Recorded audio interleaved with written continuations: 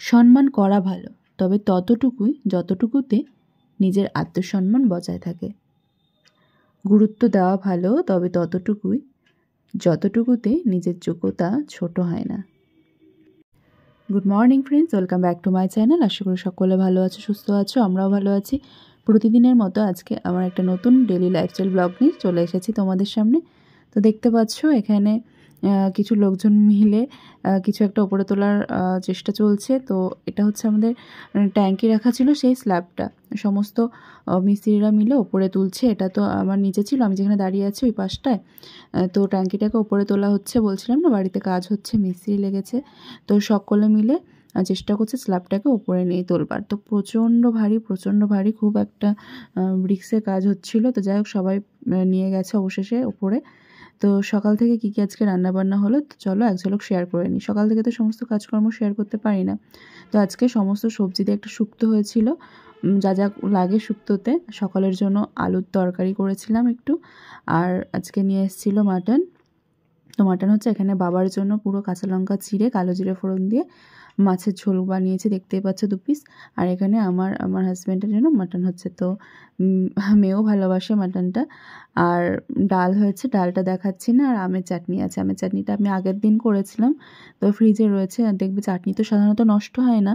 আর আমাদের বাড়িতে চাটনিটাও মানে বলতে গেলে খাবার দাবার আমি আমার হাজব্যান্ডই খাই সেভাবে। তো আমার শাশুড়িমা শ্বশুরমশাই খুব একটা এই সমস্ত খান না, ওনারা একটু সবজি টবজি হলেই হয়ে যায়।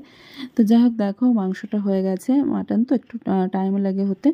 তো আজকে পেঁপে আলু দিয়ে ঝোল বানিয়েছি। তো যাই হোক, চাটনির কথাটা যেটা বলছিলাম, চাটনিটা আছে, ওটা আজকে দুপুরবেলা বের করব, হয়ে যাবে। তো চাটনি জিনিসটা রেখে খাওয়া যায়। তো দেখো সকালে পেঁয়াজ দিয়ে আলু দিয়ে এরকম একটা তরকারি করেছি ডুমো ডুমো করে কেটে। আর এখানে একটু মাটনের ঝোল নিয়ে নিয়েছি, একটু পেঁপের সাথে একটা আলু, 1 পিস মাটন নিয়ে খাচ্ছি সকালবেলায়। তো সকালবেলা আমি একবারে রান্নাবান্না সেরেই যেহেতু খাই, তো মাছটা যাই হোক না কেন একটু নিয়ে বসি। আমার আবার মাছ মাংস ছাড়া ভাত চলে না আর কি বলতে পারো। তো যাই হোক, দেখো এখন 11:30 মতো বাজে, ঘড়িতে দেখালাম কটা বাজে, 11:30 না 10:30 বলো তো। যাই হোক, আমি দেখো মাটনটা কি সুন্দর নরম হয়েছে দেখো। আর আলু তো মাটনের থেকেও আলু আমার সব থেকে প্রিয়। তো বন্ধুরা, খাওয়া দাওয়া সেরে সোনাইকে নিয়ে একটু বসেছি ওকে নিয়ে পড়াতে। আজকে ওর স্কুল ছুটি আছে, তো সেই কারণে এখন এই টাইমটা পড়িয়ে নিচ্ছে। আরও পড়তে বসেছে কারণ বিকেলে পড়া আছে, বিকেলে পড়া থাকলে তবেও পড়তে বসে।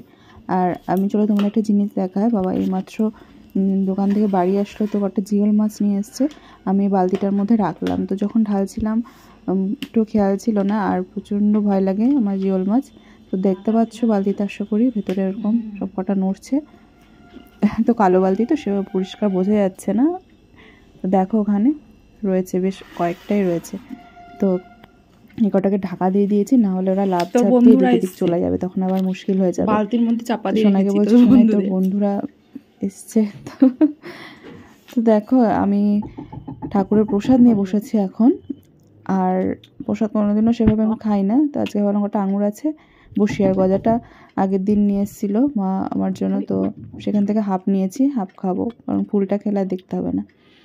তো কেউ খায় না আমাদের বাড়িতে গজা টজা, মা ভালোবাসে বলে মা নিয়ে এসছে, আমার জন্য একটা, মায়ের জন্য একটা, এই হচ্ছে ব্যাপার। তো সোনা এখানে পড়ছে, আমি গজাটা প্রসাদটা খেয়ে এটে নিই। আবার দুধ এসছে, ঘোষালা দুধ দিয়ে গেল, তো দুধটা জাল দেবো প্রসাদটা খেয়ে। কোনটা বানান কর? সোনা এখানে বলছিল মা এটা কি হবে, কিন্তু বুঝিয়ে দাও। তো এইমাত্র দুধটা দিয়ে গেল, ওকে পাঠিয়েছিলাম, বললাম যে দুধটা নিয়ে আয়। দুধের বাটি বাইরেই রাখা ছিল, ও নিয়ে এসে বাইরে টেবিলে রেখেছে। তো চলো আমি দুধটা জাল দিয়ে আসি। প্রথমটা কি হয়েছে, প্রথমটা কি করেছি? তো বন্ধুরা, রান্নাঘরে ঢুকলেই দেবে এক গাদা কাজ ঠিক জমা হবে। এই মাত্র সমস্ত পরিষ্কার করে মুছে টুচে বাসন ধুয়ে গেলাম, আবার এক গাদা বাসন হয়ে গেল। সারাদিন বাসন শুধু ধুতেই থাকো আর ধুতেই থাকো, এই হচ্ছে ব্যাপার।